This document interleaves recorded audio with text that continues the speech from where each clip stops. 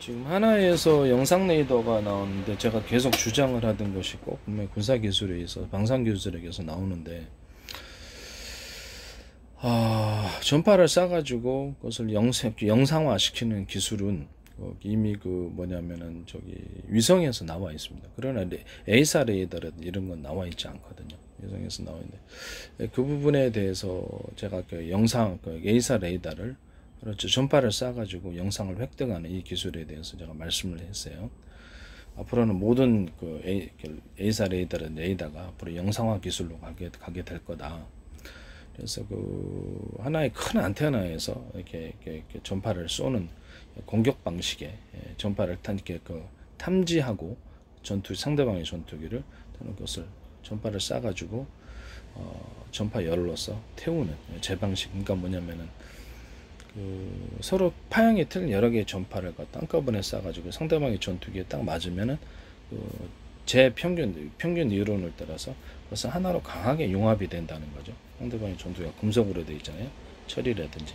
그럼 그것을 뭐가 됐든 간에 금속철에 되어 있으면 그게 반응을 해서 강하게 전파가 하나로 융합이 되면서 상대방의 전투기와 조종사를 열로서 공격해서 태우는 방식입니다. 그 중에서 하나의 특정 방식으로서 제가 이렇게 똑같은 파형의 두 가지 파형의 전파를 쏜다고 합시다. 똑같은 파형을 양옆으로 놓고 공간 중에 통로를 개척하는 식으로 두고 서로 전파 간섭 없이 이쪽 하나를 중간에 진짜 전력을 주고 강한 전파를 주면은 서로 이렇게 이것이 공간에 서로 전파 간섭이 있어가지고 그것이 이제 이렇게 서로 간의 힘을 약화시키는 게 아니라 쭉 공간 중에 나가는 식으로 정확하게 가게 된다는 거죠. 그것을 두 가지 전파나 세 가지 전파나 네 가지 전파도 이런 식으로 보낼 수 있어요. 그 이상도 마찬가지고요. 그러면 공간 중에 훨씬 더 멀리 갑니다. 이게 통로를 만들어 주기 때문에. 그렇지 않으면 중간에 어떤 요소로 인해서 기후든지 뭐가 요소로 인해서 길게 가면 갈수록 전파가 이렇게 흩어지게 되는 현상이 일어나는데 그걸 바로 잡아주는 거죠. 양쪽에서 보좌해주는 그런 전파를 싹 쏴주고 안에 진짜 전파를 쏘면은 전투기 맞았을 때 그 전파들이 강하게 융합이 된다는 거죠. 이해가 가시죠? 이런 방식으로 A사 레이더를 하시면은 제 기술 구조에 해당합니다. 또는 좌표 방식으로 전 세계를 수백 조 분의 1로 수천 조 분의 1로 쪼개고 가로 세로로 쪼개서 좌표로 표시하고 그래서 하늘로는 영공이죠. 이렇게 하늘로는 1cm 단위로 위로 올리거나 0.1cm도 상관없어요. 그 다음에 지하로는 바닷속 같은데 1.1cm 단위로 해서 그것도 가로 세로로 나와서 좌표로 표시한다는 거죠. 하늘에 있는 인공위성도 그리고 우주 공간에도 단순한 숫자 계산이기 때문에 그것도 가능합니다. 좌표를 표시해가지고 상대방 전투기 나의 위치와 상대방의 전파를 쏴가지고 상대방의 눈으로부터 파악되는 이런 전파를 제가 말씀을 드렸죠. 그래서 그 상대방의 움직임을 전파를 여러 개 쏴가지고 상대방의 동서남북 방향 각도와 이런 속도 이런 시간들을 좌표에서 좌표로 움직일 거 아닙니까? 그러면 이제 이쪽 소프트웨어 안에서는 그러면 거기가 속도와 시간 이런 상대방의 이런 것들을 알게 되고요. 그 다음에 그래서 상대방의 움직임에 대해서 동서남북 어디로 예측하고 이렇게 이 교성을 정확히 예측해서 거기다가 요격 무기를 쏘는 이런 방식입니다. 이런 좌표 방식은 컴퓨터 저장 장치라든지 대규모 컴퓨터 슈퍼컴퓨터도 마찬가지로 모든 저장 장치에도 쓰일 수 있습니다. 또는 소규모의 반도체에도 쓰일 수 있습니다. 가로 세로로 좌표를 나누기만 하면 되니까 그 공간을 그래서 슈퍼컴퓨터 안에서도 그 공간을 가로 세로 나눠서 어떤 부품의 위치를 좌표로 표시하고 따라 신호를 무선 신호도 줄 수 있고 이렇게 이상이 있으면 이쪽 부분에 어떤 부분에 대해서 이상 경로를 어디 지점에서 딱 보면 그 제품의 부품이 고장난 것을 단박에 안다는 거죠. 이런 식으로 이제 어떤 컴퓨터 부품을 이렇게 좌표 방식으로 표시를 하면 그것도 제 기술고 컴퓨터 저장 장치 안에서도 좌표 방식으로 정보 입출력을 좌표 방식으로 표시해 가지고 그거를 정보를 입출력하면 그것은 제 기술 구조에 해당합니다. 자율주행 로봇이다, 자율주행 차량이다 이러면 그것도 도시에서 이렇게 내비게이션 타고 가잖아요. 지금 근데 거기다가도 도시를 안지 또는 어떤 특정 지역을 좌표 방식으로 표시해 가지고 나의 움직임과 상대방이 어떤 차량이 앞에 오거나 사람이 오거나 또는 이런 것들, 강아지가 오거나 어떤 그 가로수 위치 또는 갈 수 있는 것과 갈 수 없는 것, 이쪽 도로와 저쪽 도로 이런 것들을 전부 다 좌표 방식으로 표시하고요. 그 숫자로 표시하겠죠. 그것도 그러니까 좌표로. 그래서 상대방이 어떤 자동차나 사람이 오면 거기 따라서 멈춤, 이렇게 옆으로 이쪽으로 이렇게 A 지점에서 B 지점으로 이동, 이렇게 차량이 이렇게 회피 이동을 하는 거죠. 이건 드론에서도 쓰일 수 있습니다. 드론이나 비행체에서도 이렇게 좌표 방식으로 쓰일 수 있고요. 뭐 네이버나 구글이나 애플이나 이런 데서도 그렇고, 또 검색 서비스 야후다 그러면 야후라든지 다음이라든지 검색 서비스 안에서 이것이 뭐죠, 좌표 방식으로서 뭐 네이버 지도, 그러면 지도를 좌표 방식으로 표시를 하는 거죠. 군사용 모든 무기에도 이 좌표 방식으로 다 표시해서 쓰게 되어 있습니다. 에이사 레이더도 거기에 다 쓰게 되어 있습니다. 모든 요격 무기에도 그렇고 모든 군사 무기는 전부 다 제 방식의 좌표 방식을 따를 거라고 저는 생각하고 있습니다. GPS를 대신한 좌표 방식, 한 공간 안에서 드론 같은 데도 이렇게 A 지점에서 B 지점으로 회피 기동하는다든지 상대방의 전투기를 요격할 수 있는, 여러 개 한 번에 쏠 때 여러 개 전파를 쏴가지고 상대방의 방향과 각도, 속도, 위치, 또 이렇게 어느 정도 예상 도달 지점 이런 걸 알아서 예상 도달 지점에 요격무기를 쏘는 방식입니다. 그리고 제가 어떤 반도체 안에서도 좌표 방식으로 신호 입출력을 이렇게 하시면 제 기술 고지에 해당합니다. 이건 반드시 모든 반도체 회사에서 전 세계에서 쓰리라고 생각하고 있습니다. 네이버 지도라든지 각종 지도 부분, 내비게이션 이런 모든 형태 맵 부분 이런 부분들 전체 다 쓰게 되어 있습니다. 제 방식의 좌표 방식을 쓰게 되어 있기 때문에 이것을 쓰시면 제 기술을 도둑질해서 쓰시는 것이다. 에이사 레이더에도 특히 이건 써야만 합니다. 그래야지 정확하게 할 수 있고, 요격할 때도 그렇고 상대방 전투기 움직임을 파악할 때도 반드시 이 방식을 써야만 한다. 저는 하나에서도 썼으리라고 생각합니다. 하나에서 지금 말한 영상 레이더는 제가 계속 주장하던 것으로서 이미 위성에서 그렇죠, 영상을 갖다가 이렇게 전파를 쏴가지고 영상을 획득하는 방식은 있지만 에이사 레이더는 없었어요. 왜 그러냐? 전파가 세밀하게 쏘는 기술이 없기 때문에, 세밀하게, 그렇죠, 전파를 공간 중에 멀리 보내면 세밀하게 많은 전파 수를 보내야만 그 영상을 획득할 수 있습니다. 그게 이제 제 기술이 들어가 있는 건데, 하나의 큰 레이더보다 그 어떤 특정 지역의 특정 목표물에 전파를 쏠 때 더 작은 수의, 아주 미니 크기의 작은 수의 레이더라도 숫자가 많은 게 좋다라는 거죠. 숫자가 많은 게 좋고, 그 레이더에서 나오는 전파의 묶음을 여러 개, 파형이 틀린 여러 개의 묶음으로 가면 거리가 멀리 간다는 거죠. 이해가 가시죠? 이렇게 해서 큰 안테나 한 몇 개보다는 작은 미니 안테나보다도 미니 안테나를 수백 개, 수천 개, 수만 개, 그게 더 낫다라는 거죠. 이해가 가시죠? 거기서 전파가 약하면 멀리 가야 되잖아요. 서로 줄기를 묶어 가지고 가면 멀리 간다는 방식입니다. 이게 이제 제 방식이 하나에 반드시 들어갔을 거라고 저는 각 미국 레이더, 에이사 레이더라든지 나사라든지 각종 에이사 레이더가 만든 듯, 그 다음에 레이더가 에이사 레이더만 있는 건 아니잖아요. 그래서 모든 형태의 레이더에 이 기술이 들어갔을 거라고 저는 생각합니다. 이거를 이제 내가 이거를 기초로 해가지고 이렇게 적은 전파를 갖다가 이렇게 쏘면은 위성에서 이렇게 전파를 쏴가지고 영상을 획득을 하듯이 지상에 이렇게 앞으로도 에이사 레이더에서도 이런 많은 수의 전파를 쏘면 그 전파를 이렇게 쏘갖고 되돌아오는 이런 방식이잖아요. 그럼 그쪽 영상을 또 코끼리다 그러면 코끼리 다리 하나에만 전파를 쏘는 것보다 많은 전파를 쏘서 전체 이미지를 획득하는 이런 방식이라는 거죠. 그래서 많은 수의 전파를 쏘기 위해서는 큰 거 몇 개 안테나 구조의 기존 에이사 레이더 구조는 어림도 없다라는 거죠. 미니 촘 아주 작은 레이더를 가지고 많은 수의 전파를 쏴야 되는데 멀리 가야 되기 때문에 서로 그 전파를 묶어서 쏘는 묶음, 서로 파형이 틀린, 서로 파형이 똑같은, 이동통신에서 그다음 묶음 전파를 쓰긴 했는데 두 개 파형이 똑같은, 저는 파형이 틀린 것을 사용해서 서로 간에 멀리 보내는 이런 방식을 선택을 한다는 거죠. 이것은 레이저 광통신에서도 서로 파형이 틀린 레이저 광들을 같이 결합해서 공간을 개척하는 식으로 2개나 3개나 몇 개나 이것을 이게 뭐 거기 뭐냐면은 머스크 회사에서도 쓸 거라고 생각하고 있습니다. 우주 공간 중에 제 방식의 레이저 광통신, 이것은 근거리에서도 가능한, 근거리 블루투스를 대신하는 이런 기술로도 사용할 수 있고요. 지구 내에서도 제 방식은 사용할 수 있습니다. 서로 파형이 틀린 여러 개의 레이저를 광을 보내서 광통신으로 사용하시면 제 기술 구조에 해당합니다.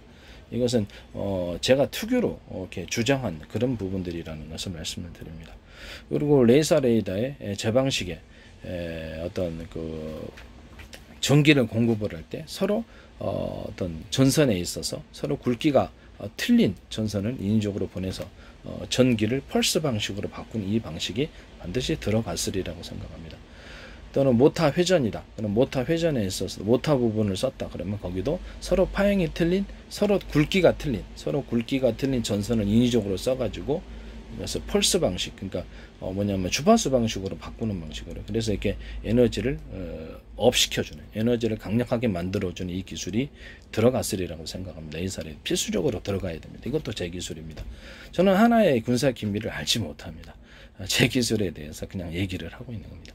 안 쓸 수가 없기 때문에. 하나에서도 이렇게 보니까 하나는 뭐 대한항공이나 뭐 이렇게 다 다른 미국의 어떤 군사 회사에서도 제 걸 썼으리라고 생각하고 있습니다. 또는 프랑스 어디든 간에. 왜냐하면 제 방식을 얘기한 것이 꼭 방산기술에서 나온단 말이에요. 그래서 하는 소리입니다. 내가 그들의 기술 구조를 모르는데 어떻게 해서 이런 것을 얘기를 할 수 있냐라는 거죠.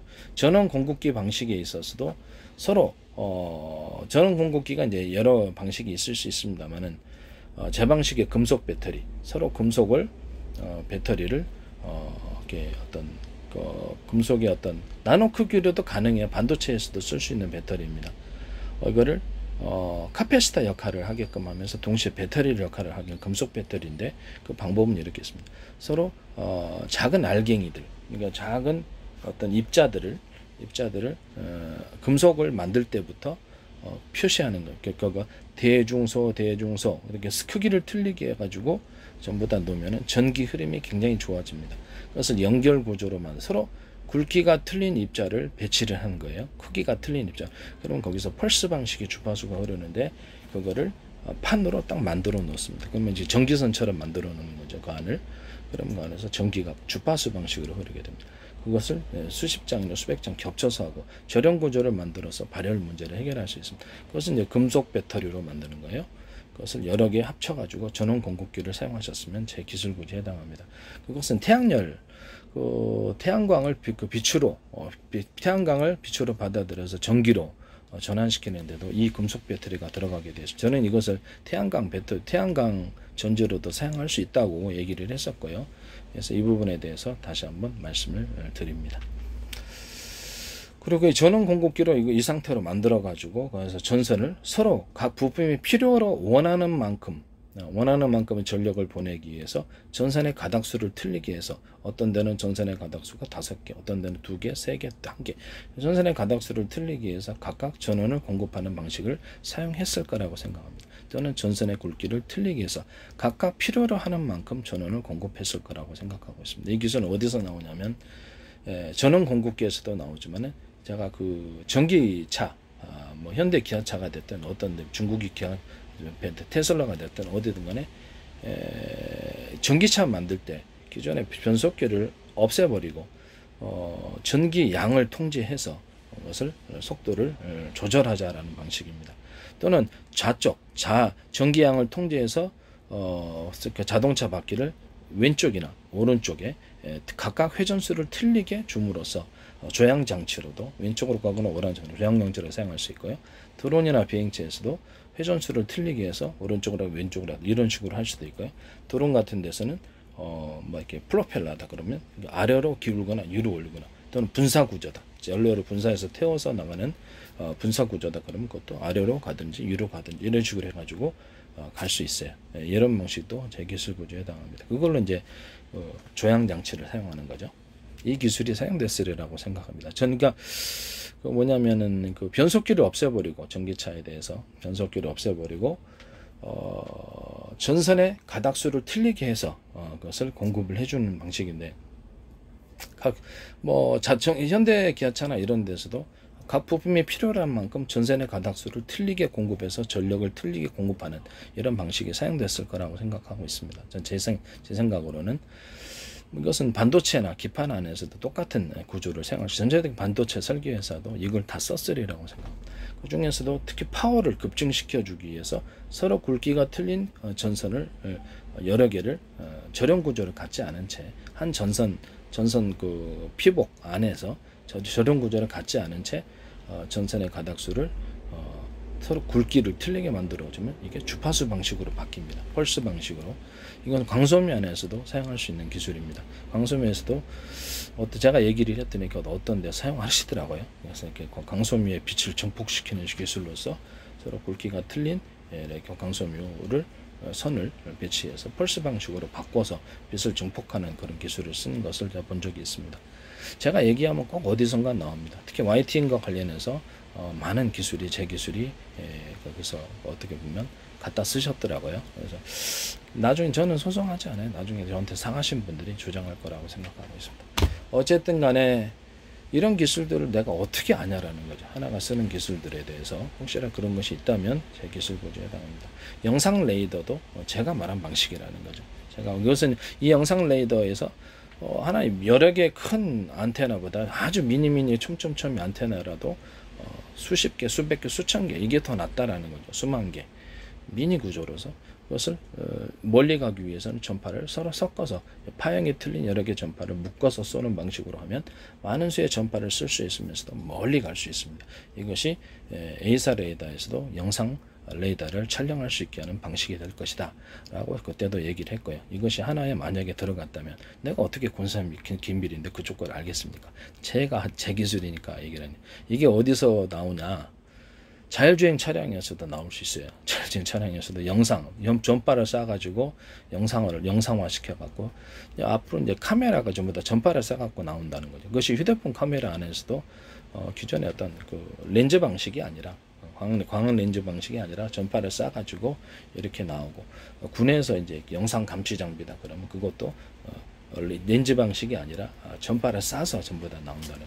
위성에서도 그렇죠. 위성에서도 영상을 획득할 때 제 기술 구조 하나의 몇 개의 안테나 구조보다는 미니미니 촘촘촘을 수없이 안테나 구조를 만들어서 그것을 서로 전파를 묶어서 쏘는 이런 방식으로 해서 지상 멀리 보내면서도 많은 수의 전파를 보내는 이런 방식을 사용했을 거라고 생각하고 있습니다. 이 방식을 사용하셨으면 제 기술 구조를 쓰신 것, 몰래 갖다 쓰신 것이라는 것을 다시 한번 말씀을 드립니다. 네. 전선의 굵기를 전기 자동차 같은 거는 보면 어떻게 해서 이게 속도를 전기양을 화목연료 보면은 펠럿을 조금 넣으면은 조금 타고 많이 넣으면 많이 타죠. 예, 그 방식입니다. 전기양을 통제를 할 때 전선의 굵기를 어떤 것 이론적으로 생각했을 때 전선의 굵기를 틀리게 하면 조명 켜는데 굵은 거 쓸 필요 없잖아요. 조금만 얇은 선 쓰죠. 그것처럼 굉장히 제 아이디어는 너무 단순합니다. 전 세계 반도체에서 다 쓰게 돼 있어요. 굵은 선을 속도를 높일 때 굵은 선을 쓸 수도 있고 얇은 선을 쓸 수도 있습니다. 속도를 저속, 중속, 고속 이런 식으로 할 때 이건 선풍기에서도 쓸 수 있어요. 전선의 굵기를 틀리게 해서 전기양을 틀리게 보내주는 기술. 이건 제 기술입니다. 또는 하나의 전기선이 아니라 똑같은 굵기라면 그 전선의 굵기를 여러 개를 하나의 전선 피복 안에 서로 절연 구조를 갖지 않은 채 여러 개를 묶어서 보내면 2개다, 3개다, 4개다 그 똑같은 굵기를 보내면 더 많은 양을 보낼 수 있습니다. 또는 또 다른 방식으로는 서로 굵기가 틀린 구리선을 전선 피복 안에 절연 구조를 갖지 않은 채 보내면 펄스 방식, 주파수 방식으로 바뀌어서 강력하게 전기를 공급하는 이것이 A사에도 쓰였을 겁니다. 전기양을 통제하는데 이렇게 전선의 가닥수나 전선의 굵기를 각각 전선의 가닥수를 틀리게 해서 전원을 공급하는 방식. 전선의 가닥수를 전선의 굵기가 똑같으면 그것을 서로 그 가닥수를 가지고 전원을 공급하고요. 틀리게 전원을 공급해서 각 A사에 필요한 임무에 틀리게 전원을 공급할 수 있어요. 그다음에 서로 굵기가 틀린 전선 구조를 전선 피복 안에 절연 구조를 같이 보내면 그것이 펄스 방식으로 바뀌어서 강력한 에너지를 갖게 됩니다. 이 방식을 쓰셨으리라고 생각합니다. 전 세계 모든 반도체 회사에서도 이것이 쓰이게 되고 전 세계 모든 레이저 용접기라든지 레이저 광이라든지 레이저 공격기라든지 우리나라 방산기술에서도 이 기술이 쓰였을 거라고 생각합니다. 레이저 방산 기술이 보면은 빛을 광섬유의 이 전원 공급기를 이 방식을 쓰셨을 거라고 생각하고요. 그러니까 레이저의 빛을 증폭시키기 위해서도 똑같이 광섬유선을 굵기가 틀린 것을 배치하거나 가닥수를 가지고 광섬유선을 빛을 조절했을 것이다. 우리나라에 레이저 광 쏘는 모든 군사 기술과 레이저 용접기 뭐 이런 것들도 이런 기술 구조를 쓰셨으면 제 기술 구조에 해당합니다. 그다음에 모든 반도체 식각하는 부분에서도 서로 레이저 광에 있다. 그러면 하나의 큰 줄기를 쏘기보다는 여러 개의 줄기를 각각 굵기가 틀린 레이저 광을 조사를 해서 식각을 할 때 서로 굵기가 틀린 것을 쏘면은 그것이 하나로 융합이 된다는 모든 만물을 하나로 융합하고자 하는 평균하고자 하는 그런 원리가 있다라는 제 평균 이론을 떠나서 서로 굵기가 틀린 레이저 광을 초점 방식으로 인위적으로 비춰주면 강한 열이 발생합니다. 이 레이저 용접기에도 쓸 수 있고 레이저 광을 증폭시키는 기술에 레이저 식각 장치에도 쓸 수 있습니다. 반도체의 터널, 지하층을 이렇게 반도체를 만들 때 지하층을 만들어서 밀라노 공정 같은데 뭐 이렇게 반도체 공정 같은 데서 터널을 만들어 가지고 거기에다가 전물 이제 지하층 만들듯이 지금까지는 반도체는 그런 개념은 없었어요. 하지만 지하층 만들듯이 미세하게 지하층을 만들어 갖고 쓴다는 거죠. 이 기술 구조도 제 기술 구조에 해당합니다. 그 다음에 반도체 만들 때 보면은 카페시타를 없애버리고 중국에서 뭐 3D 반도체 얘기하시던데 카페시타를 없애버리고 트랜지스터만 이렇게 그럼 어디선가 지금 카페시타 역할을 하는 데가 있어야 되거든요. 그것이 이제 전선에 반도체를 만들 때 이렇게 회로를 만들잖아요. 그 안에 또 동그란 점 같이 일종의 그 대나무 매듭 구조식으로 동그란 점이나 네모난 점이나 약간 두터운 부분을 중간에 만들어 줘 가지고 그래서 인위적으로 어떤 전력을 증폭시켜 가지고 카페시타 역할을 하게끔 만드는 그런 기술이 삼성도 아마 들어갔으리라 마이크론도 들어갔으리라고 생각합니다. 애플이나 뭐든 어디나 퀄컴 같은 데도 해서 반도체 설계에서는 다 이거 들어가게 되어 있습니다.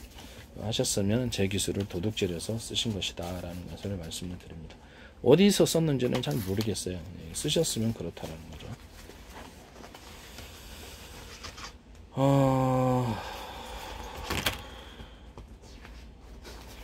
어떻게 하냐면은 이런 방식으로 전선을 이렇게 반도체를 만들었다 그러면 또 동그란 점을 쪘거나 이게 이제 변압기 전봇대가 되는 거죠. 일종의 이렇게 변압기가 아니라 뭡니까 전력을 증폭시켜주는 증폭시켜주는 카페시타 콘덴서 역할을 하게끔 하는 거예요.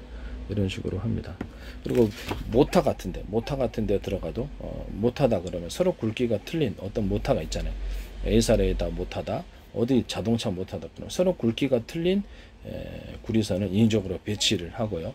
그 안에서 서로 굵기가 똑같은 어떤 그 구리선을 갖다 모타 안에 집어넣었을지라도 이런 식으로 동그랗거나 네모나거나 그 일정 부분 그 전선에 구리 전선에 있어서 두터운 부분을 만들어서 전력을 증폭시켜주는 이런 기술이 콘덴서와 카페시타 역할을 하게끔 하는 반도체에도 이 기술이 들어갑니다.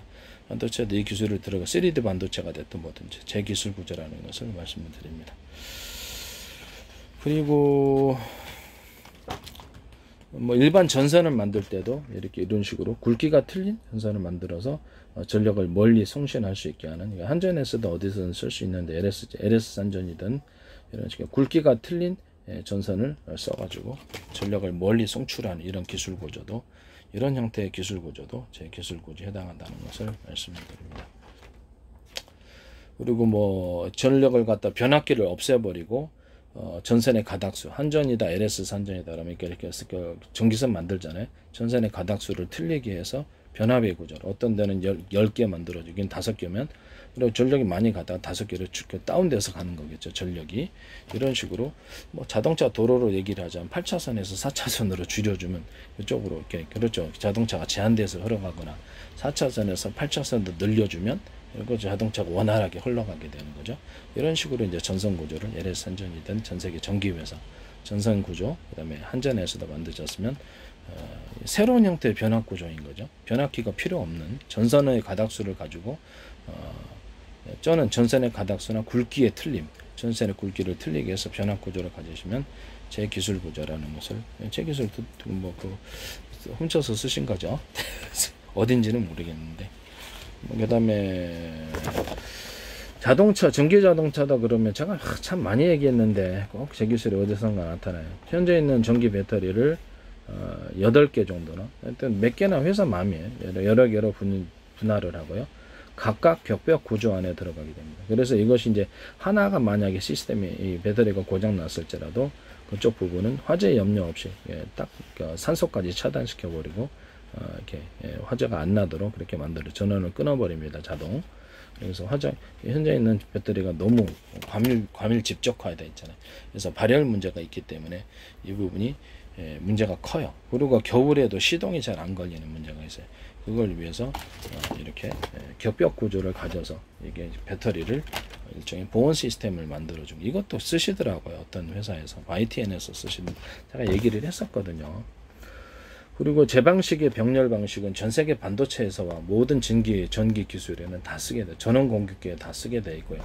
안 쓸 데가 없어요. 이게 참 독특한 방식인데 주차장에서 전기를 갖다 충전하는 충전소에서 일종의 콘센트 있죠. 콘센트 방식으로 해가지고 하나에다 콘센트 방식으로 해가지고 전선을 뭐냐면은 가져와 볼게요.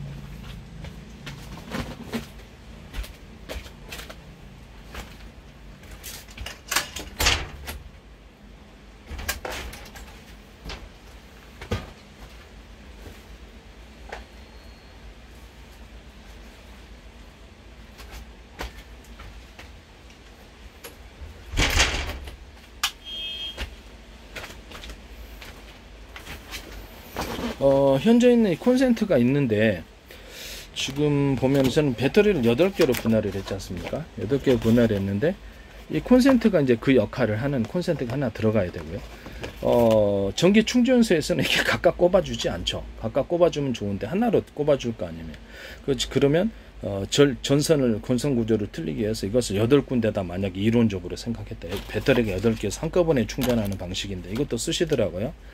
이게 콘센트 구조로 해서 충전소에서 하나로 꼭 그 전력을 공급했을지라도 이것은 각각 분할해 가지고 8개가 있는 거예요. 그래서 그걸 방식으로 해서 동시에 8개로 전기를 쪼개 가지고 분할을 해서 들어갑니다. 여기는 이제 9개로 돼 있는데 9개가 됐든 10개 됐든 상관없어요. 8개로 돼 있네요. 8개로 돼 있어서 각각 전기가 빠르게 충전이 되는 방식입니다. 이 방식을 사용하셨으면 제 기술 구조 전 세계 전기차에서도 그렇고 전원 공급기 하나에서도 그랬을 거라고 저는 생각합니다. 하나 이렇게 뭐 A사 레이더나 또 다른 뭐 방산 기술에서 쓰였을 거라고 기술료를 지급을 하시고 하시지 왜 남은 기술을 갖다가 쓰신지 모르겠어요. 안 썼으면 다행인 거예요. 썼으면 내가 어떻게 기술 구조를 아냐라는 거죠.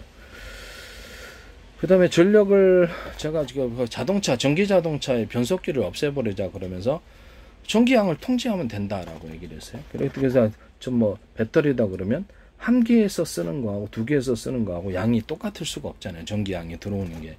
근데 현재 있는 그 전 세계에서 병렬 구조는 그렇죠. 병렬 구조는 보통 전선이 이렇게 똑같은 굵기의 전선이 하나이기 때문에 배터리가 2개다, 3개다, 4개다 거기서 이제 건전주로 표현이 돼 있어요. 배터리가 몇 개라도 전선이 하나이기 때문에 그렇죠. 전류가 통과할 수 있는 공간이 좁기 때문에 나머지는 다 대기 상태에 있는 거예요. 그러니까 물류 창고다 그러면 8개가 한꺼번에 들어왔을지라도 전선이 하나밖에 없기 때문에 굵기도 얇고 그러면 이걸 좁은데 이게 도로렉이라면 차량이 많이 들어오는데 도로가 좁아요. 이렇게 좁은 게 이 전선에 하나 있는 구조입니다. 그러면 이제 전력이 그만큼 공급이 못 됩니다. 그래서 제가 이걸 해결하기 위해서 전선의 가닥수를 8차선으로 늘리자. 전선의 가닥수를 많이 늘려가지고 많은 양의 전기가 들어올지라도 다 수용할 수 있는 구조를 만들게. 그러니까 전선의 가닥수를 이렇게 받아들이는 것. 그러니까 모터 돌리는 부분이겠죠. 근데 근선의 가닥수를 여러 개도 돌려도, 그러니까 헬리콥터나 드론 돌릴 때도 쓸 수 있어요. 드론 이렇게 돌릴 때도 이 방식을 쓸 수 있습니다. 모터가 돌릴 때 이 방식을 쓸 수 있어요. 서로 굵기가 똑같은 전선이라 할지라도 8개로, 10개로 이렇게 숫자를 늘려놓으면, 그렇죠, 많이 쓸 때도 다 받아들일 수 있고 적게 쓸 때도 받아들일 수 있다라는 거죠. 이해가 가시죠? 이 방식을 쓰시면 제 기술, 이거는 전 세계 반도체 설계 회사나 전기 쓰는데, 그다음에 전원 공급기, 군사용 기술, ASRA다 보면 군사용 기술은 다 들어갑니다. 안 들어갈 수가 없어요. 이것은 제가 인류 최초로 만들어내는 병렬 구조입니다. 새로운 형태의 병렬 구조. 이 전기 배터리가 8군데에서 속도를 높일 때, 속도를 적을 때는 그냥 전기 배터리 하나에서 이렇게 들어오고요. 자동차다 그러면, 전기 자동차다 하면, 속도를 좀 약간 높일 때는 2개에서 들어오고, 좀 더 높일 때는 3개에서 들어오고, 좀 더 높일 때는 4개, 5개, 이런 식으로 해서, 각 배터리에서 전력을, 공급을 많이 받는다라는 거죠. 그러면 속도를 높일 때 전력량을 충분히 받아들일 수 있게 하기 위해서, 도로로 얘기를 하자 그러면 좁으면 안 되잖아요. 8차선 정도로 늘려가지고 전력을 수용할 수 있는 이런 병렬, 인류 역사에서 최초의 이런 병렬 구조를 사용하셨으면 제 기술 구조에 해당한다는 것을 말씀을 드립니다. 이건 반도체 설계회사, 전원 공급기, 그다음에 모든 전기 자동차와 모든 그렇죠. 전 세계 모든 전기가 들어가는 것은 이 기술이 다 들어가게 되어 있습니다. 이것도 기술 도둑질을 하지 마시라고 다시 한번 말씀을 드립니다. 모든 전력을 8군데에서 들어오는 이 많은 전력을 한꺼번에 수용할 수도 있고, 한 군데에서 들어갈 수 있고, 속도를 낮출 때는 전원 배터리 하나만 쓰고, 좀 더 높일 때는 2개에서 쓰고, 좀 더 높일 때는 3개 쓰고, 좀 더 높일 때는 5군데 쓰고, 이런 식으로 전원을 공급을 받는다는. 그럼 이게 수용 구조가 있어서 전선이 하나이면 대기 상태니까 8차선으로 늘리자는 거죠. 똑같은 굵기의 전원이면, 전선 굵기면 8개로 서로 절연 구조를 갖지 않습니다. 서로 절연 구조를 가지면 안 되는 거예요. 서로 절연 구조를 가지지 않은 채 이렇게 하나의 전선으로 묶음으로 어느 정도 일정 구간을 그렇게 돼요. 서로 절연 구조를 가지고 하나의 전선 피복으로 이렇게 묶어져 있는 것이 8개 있으면 어떻게 될까요? 이론적으로 한 지점에 딱 공급되는 모터가 타버립니다. 얼마 못 갑니다. 그래서 이 어떤 YTN에서 이거 쓰셨던데, 저는 그 방법은 모터가 타버리는 방식이기 때문에 군사용 기술로 쓸 수가 없습니다. 내구성이 떨어져서 그것은 제 기술 구조라는 것을 말씀을 드립니다.